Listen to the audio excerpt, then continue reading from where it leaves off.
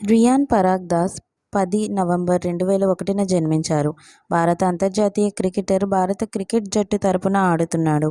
అతను batting allrounder. Middle ఆర్డర్లో కుడిచేతి వాటం బ్యాటింగ్ చేస్తాడు మరియు కుడిచేతి లెగ్ స్పిన్ మరియు ఆఫ్ స్పిన్ రెండింటినీ బౌలింగ్ చేయగలడు. అతను 2018 అండర్-19 క్రికెట్ ప్రపంచ కప్ గెలిచిన జట్టులో ఒక సభ్యుడు. వైభవ్ సూర్యవంశీ తర్వాత 17 సంవత్సరాల 175 రోజుల వయసులో ఐపీఎల్లో 50 పరుగులు చేసిన రెండవ అతిపిన్న వయస్కుడు రియాన్.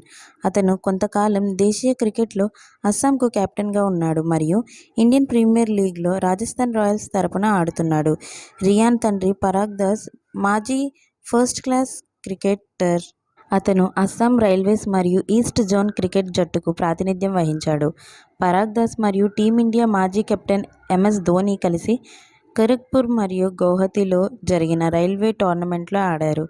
ధోనీ జార్ఖండ్ తరపున ఆడినప్పుడు వారు రంజీ ట్రోఫీలో కూడా ఒకరిపై ఒకరు ఆడారు. రియాన్ ఐపీఎల్ అరంగేట్రం సమయంలో ధోనీ వికెట్ కీపింగ్ చేస్తూ ప్రత్యర్థి జట్టుకు నాయకత్వం వహించాడు. అతని తల్లి మిథు బరుష్ ఆసియా ఛాంపియన్షిప్లు మరియు ఎస్ఏఎఫ్ క్రీడల్లో భారతదేశానికి ప్రాతినిధ్యం వహించి 50 మీటర్ల ఫ్రీస్టైల్లో మాజీ జాతీయ రికార్డు కలిగిన ఈతగాడు. 1985 సంవత్సరం ఆమె కెరీర్లో ఒక మైలురాయి. ఆమె అస్సాం నుండి వచ్చిన ఏ పురుష లేదా స్త్రీ ఈతగాడికి సాధించలేని అపూర్వమైన ఘనతను సాధించింది.